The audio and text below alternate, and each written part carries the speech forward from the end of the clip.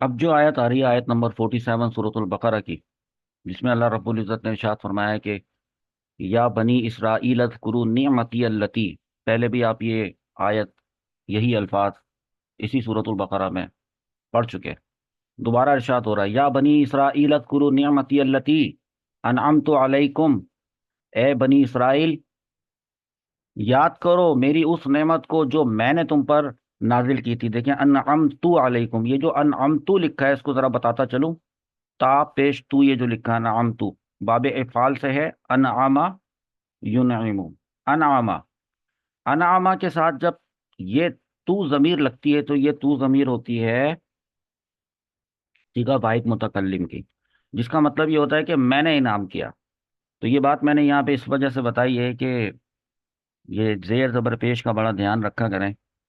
سورۃ الفاتحہ میں آپ پڑھتے ہیں جب صراط الذین انعمت علیہم، وہاں پہ تا ہوتا ہے، انعمتا، وہ تا ہوتا ہے، تا کا مطلب ہوتا ہے تو نے انعام کیا، یعنی یا اللہ تعالیٰ مجھے ان لوگوں کے راستے پر چلا جن لوگوں پر تو نے انعام کیا۔ اگر وہاں سورۃ الفاتحہ میں اگر کوئی غلطی سے اس انعمتا کو انعمتو کر دے تو سوچیں کیا ترجمہ بنے گا۔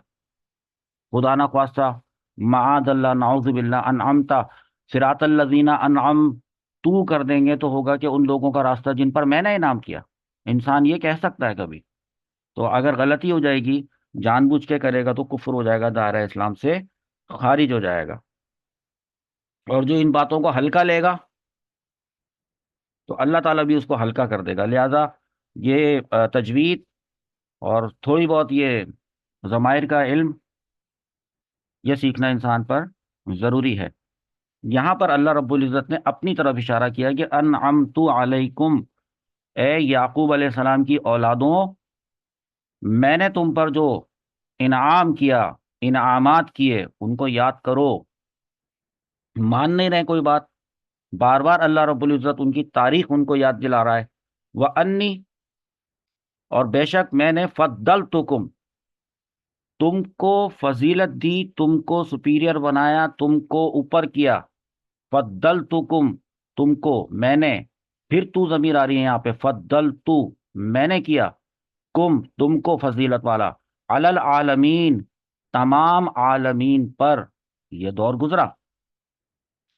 اب یہاں سے ایک بار پھر بنی اسرائیل کو اللہ تعالیٰ کے احسانات یاد کرنے کا حکم دیا گیا ہے، تاکہ کیوں کیوں حکم دیا گیا ہے؟ تاکہ وہ اللہ تعالیٰ کے حبیب حضرت محمد صلی اللہ تعالیٰ علیہ وآلہ وسلم کی اطاعت کریں، اور اگر اطاعت نہیں کریں تو ڈریں، اور تاکہ حجت قائم ہو جائے کہ بھئی ہم نے آپ کو بتا دیا تھا کہ یہ نبی کریم صلی اللہ تعالیٰ علیہ وآلہ وسلم آئیں گے، اور پھر آخرکار وہ آ گئے، اور پھر آپ لوگوں نے ان کا انکار کیا، جبکہ آپ کو معلوم تھا کہ یہ نبی برحق ہیں، لیکن چونکہ وہ آپ کی نسل سے نہیں آئے، بنی اسرائیل سے نہیں آئے، بنی اسماعیل سے آ گئے، تو آپ ان سے جلے اکڑنے لگے۔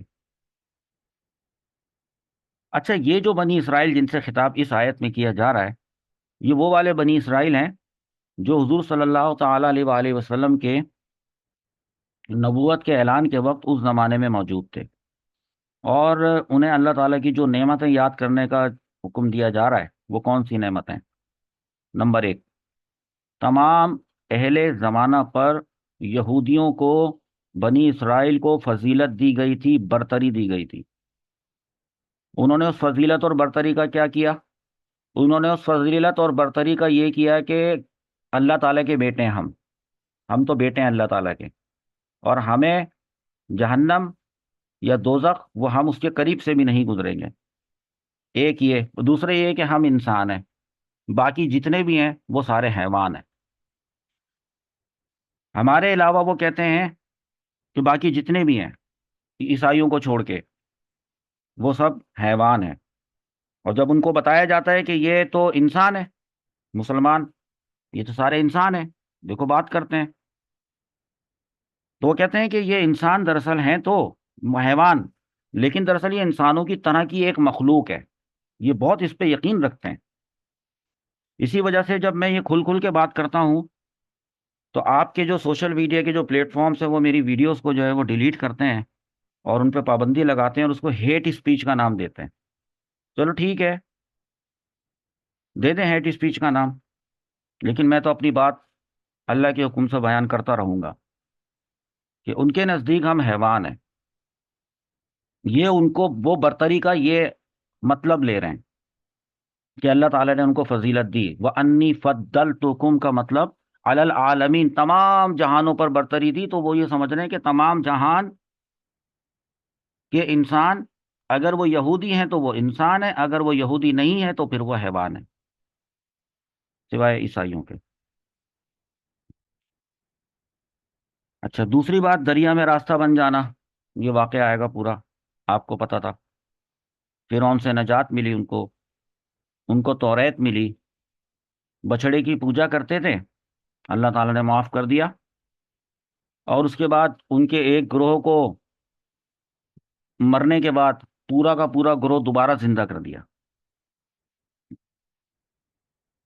یہ سارے واقعات بتاؤں گا ابھی آگے آنے والی آیات میں انشاءاللہ عز و جل. بادلوں سے ان کو سایہ ملا، من و سلوہ ان پر نازل ہوا، پانی کے 12 چشمے. یہ پورے واقعات انشاءاللہ عز و جل تفصیل سے بیان کیے جائیں گے.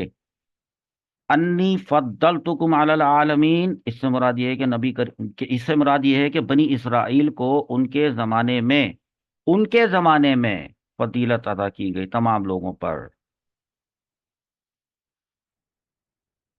اور جب حضور صلی اللہ تعالی علیہ وآلہ وسلم کی آمد ہوئی تو یہ فضیلت آپ صلی اللہ تعالی علیہ وسلم اور آپ کی امت کی طرف منتقل ہو گئی. تو قبول کرو اگر یہ فضیلت جو ہے وہ امت محمدی کو دے دی گئی تو اس پہ جیلس ہونے کے بجائے، حسد کرنے کے بجائے، تم خود بھی امت محمدی میں شامل ہو جاؤ تو تم بھی وہی والی فضیلت، تمہارا اسٹیٹس برقرار رہے گا. اللہ تعالیٰ نے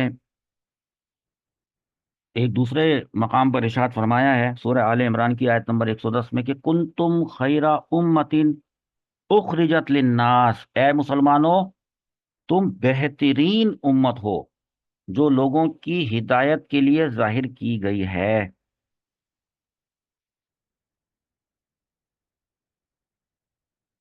اس کے بعد چلتے ہیں اس کی اگلی آیت کی طرف.